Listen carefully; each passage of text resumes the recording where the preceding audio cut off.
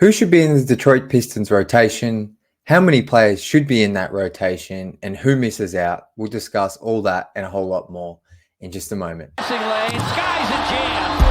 Dynamite dunk and the crowd loves it.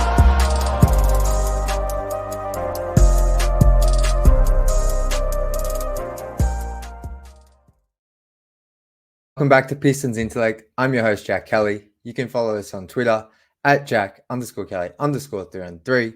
You can also follow us over on Instagram at Pistons_Intellect. And as always, if you're feeling so kind, please hit that subscribe button. As I mentioned off the top, we're going to be talking all things Detroit Pistons rotation today. Who should be in it? Who misses out?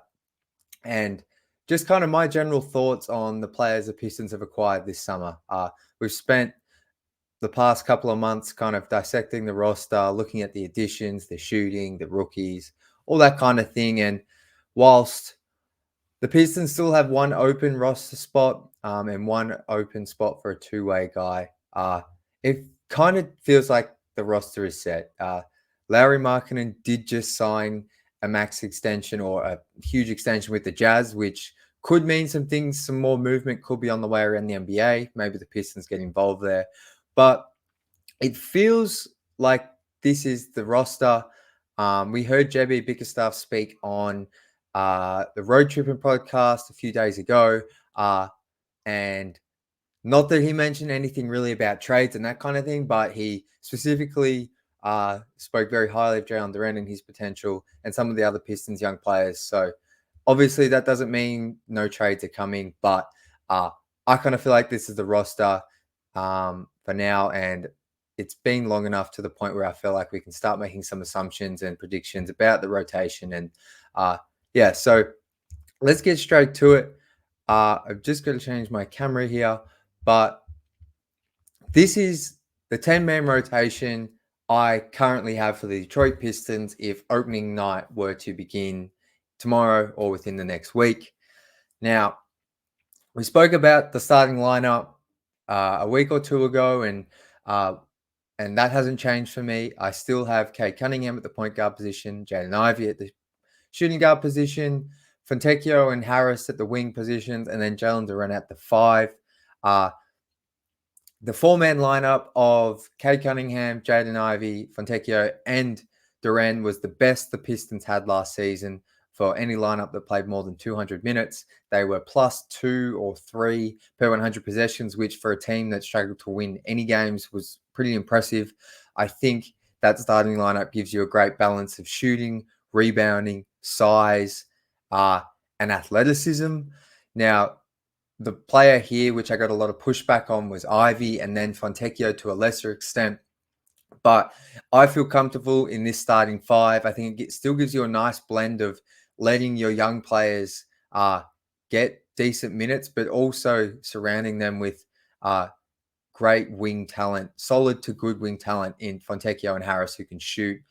Harris obviously is a pretty diverse scorer for a kind of a role player, if that makes sense. He can do a little bit off the dribble, good spot up shooter, I would say, and just a proven scorer in the leagues, guy who'll give you 18 to 22 points.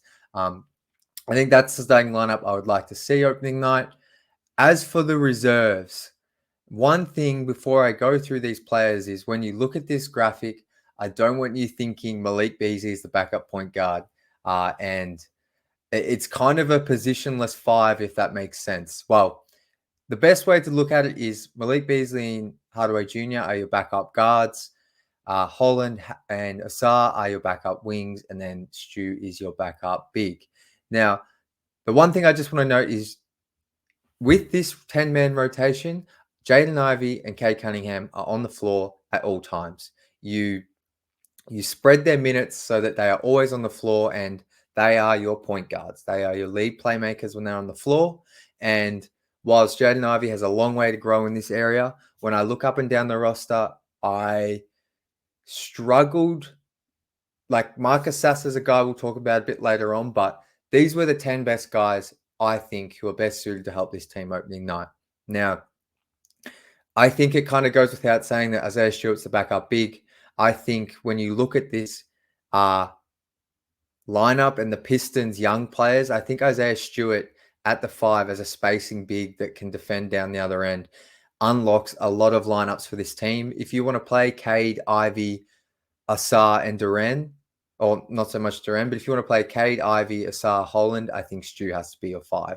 I think if you want to go all spacing for Cade and play almost a 5-out lineup, you can put Stu at the 5 with Cade and then shooters. Or if you want to play Asar as kind of your in the paint kind of wing, undersized, like kind of guy because of the lack of shooting, I think then you can have Stu at the 5. I think similar with Holland. I think Stu is kind of a really key ingredient to this team, but I think no matter what, he should be the backup big. I will say one thing to note was JB Bickerstaff played a lot of 2 bigs with the Cavs, with Evan Mobley and Jarrett Allen, which had pretty good results defensively, not the best results offensively, particularly in the playoffs. So I wouldn't be surprised if we see early on Isaiah Stewart playing alongside Jalen Duren. Not for long stints, I would like to think, but I think Duran's probably going to play 28 minutes a game. And I think on the flip side, Isaiah Stewart's not just going to play 20 minutes a night. I think he might play 25, 26 minutes a night, if not more. So I think there's going to be times where those two are on the floor together. As long as when they're on the floor, good things are happening, I'm okay. It's when the offense gets bogged down and you're consistently keeping those two out there, that's when it gets frustrating. So just wanted to note that. I think Beasley and Hardaway Jr. are no-brainers. They're in the lineup. Veteran shooters. Beasley shot well over 40% last season on like 7 attempts. Tim Hardaway Jr. had a bit of a down year from 3, but in terms of his movement shooting and spot-up shooting, whilst he is a little bit streaky, he's just a guy that's going to command a defender, and defenses have to account for him. And look, I don't want him creating a lot off the dribble, but I think he's a guy that ends the shot clock. Maybe he can get a nice look in the mid-range. He gets a lot of elevation on his jumper. I think it's a kind of a nice release valve, maybe to put alongside Ivy if Jaden's struggling a little bit, or still not the most ideal situation having Ivy and Hardaway kind of as your playmakers in the backcourt. But I think he is a guy you can throw the ball to towards the end of the shot clock and maybe get you a decent look. So not something you want to go to a lot, but I think when he's alongside Ivy, that's might work. Asar, I got a lot of pushback when I posted my starting 5 the other week about Asar not being in the starting lineup. I just, as right now, and from what I saw last season, I'm just not a big fan of Asar and Duren playing major minutes next to each other, particularly to open the game. Like, I want the Pistons starting games with a good momentum this season.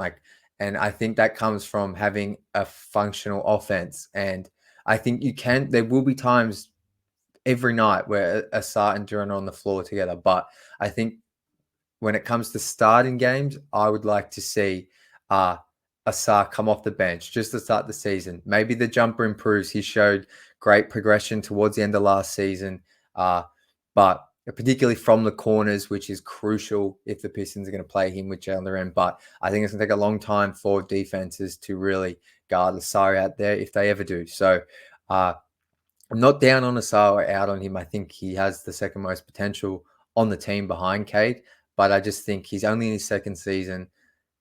Like, I think the starting lineup I put together makes plenty of sense offensively, and it does give up a little bit defensively. But I think in order for the Pistons to start games well, I want to see a free-flowing offense, and that's just my opinion. But I still think you can play Asar, once again, 25 or more minutes a night coming off the bench. He's a key piece. Now, the last player I want to talk about is Ron Holland. I think some people might be surprised. I just think he's a top 5 pick. I know I've said, like, we can't just give every draft pick that the Pistons have 20 minutes a night. I think as the 10th man in this rotation, he might only play 10 minutes a night. He might get 2 5-minute stints at the end of the first and end of the third quarter. We might just see him as a bit of an X factor. But I think what he might be able to bring defensively even though I don't think he's going to be a great defender day one, I think he has the tools to kind of come in, be a bit of an X factor, get some steals, make some plays in transition, and maybe some nights the three's falling. I just think he is ahead of Marcus Sasser for me. And I think JB Bickerstaff's going to love having a guy like Ron Holland. He had Isaac Okoro in Cleveland. But like, I think whilst different players, I think JB is going to love a wing that can show some defensive tools, has some size, has athleticism. Obviously, there's a lot of parallels with the Sarr, even if Holland's a little bit lesser than him as a prospect.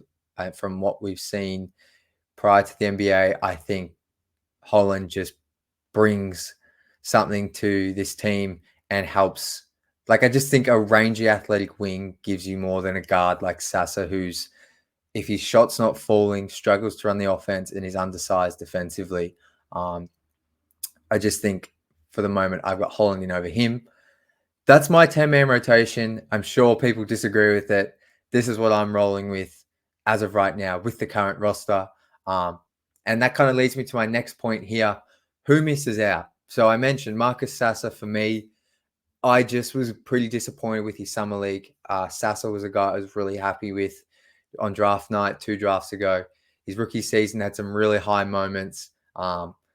He had some low moments, but just like sometimes I just think his rookie season was probably a bit under par from what I expected. Hard for a rookie to come in, obviously, with a disaster of a season and have an impact. But considering he is 23, like I said, I probably expected more from him as a rookie and definitely a lot more from him at Summer League. I think there's plenty of opportunity for himself to work his way into this team and rotation. But I think it is going to come from increased like point guard play and continuing to develop in that area of his game, because from what we saw at Summer League, he showed some flashes, but he kind of just never had that complete game from start to finish where you felt like he was kind of not in a league of his own, but is a guy who's played 60 odd NBA games in playing rotation minutes. I just sometimes didn't feel like that. So he kind of just misses out. Paul Reed is another one who the Pistons obviously acquired off waivers probably a month or so ago. He's definitely like good enough to be in the Pistons 10-man rotation in terms of talent, but in terms of positional fit, I think Isaiah Stewart's better than Paul Reed, and I think Jalen Duren is better than Paul Reed. And Stewart and Duren, I think there's more of an investment in. I think Duren, there's definitely a long-term investment in. Stewart, he's signed that extension. I think he's a good to great kind of backup big role player at that position. I just have him ahead of Paul Reed. So Reed, for me, it's so interesting because if he plays, I feel like it will be because either one of Stewart or Duren is injured, or they're playing 2 big lineups, which I know will make Pistons fans irate. So yeah, he's a tricky one. He's just, I think talent-wise, he's in the top 10. Like, I think production and what he's shown with Philly, like, I think he would be, he should be probably in this 10-man rotation, but I can't find minutes for him at the 5. So that's why he's out. And then as for other players, we've gone through 12 players here. The only other players I have on a list here, Bobby Clintman. I think Bobby will be in the G League and kind of at the end of the bench. I think he'll get in if there's blowouts or if the Pistons are getting blown out or if there's significant injury. I do think, depending on how the Pistons seasons goes, if it goes how I think it's going to go, where they win around 30 games, I think Bobby starts to see some minutes post All-Star break in the rotation when guys mysteriously disappear from the rotation. That's kind of how these things normally work. Same for Dennis Jenkins, and there's Wendell Moore as well, who the Pistons have. So that's kind of like who misses out. I think Sasser and Reed are the ones to watch for sure. And if there's injuries, those two will be in immediately. And then the final question I wanted to answer here was, should the Pistons actually have a 10-man rotation? Now, I've seen a couple of 10-man rotations put out by some other Pistons content creators like Pistons Talk, shout out. But one that got me thinking was Kuka Hill from Locked On Pistons, who I'm sure you all have subscribed to. Go subscribe to him if you haven't already. But I saw him put out kind of a 9-man rotation, which I found very interesting. Not because I think it's a bad idea. I think 9-man rotation makes sense with the talent level on this team if they're looking to win games every night. So for me, I think you run out with 10. I think no all bench lineups, but I think you play 10 players. I think Holland is the one here. He might only play 8 to 10 minutes a night, but I think whilst I've claimed that I don't think he'll play a minute in the G League, I just don't. How can I say this? Something within me that's I don't have the best explanation for. I just don't see the point in playing a 5th overall pick in the G League. Like, I just don't, especially when he just played in the G League for a year, whilst he was in a bad situation on the worst team, the G League Ignite, which probably wasn't conducive to development.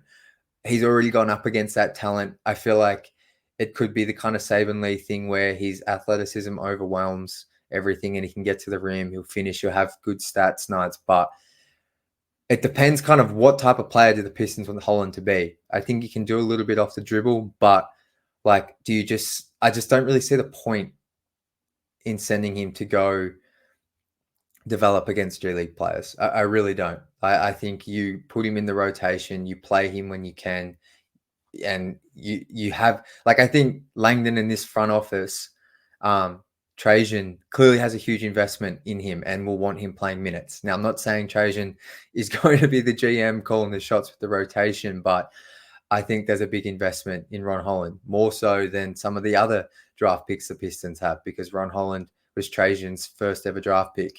And I think there's a real investment there that I don't think Trajan will want to see him in the G League.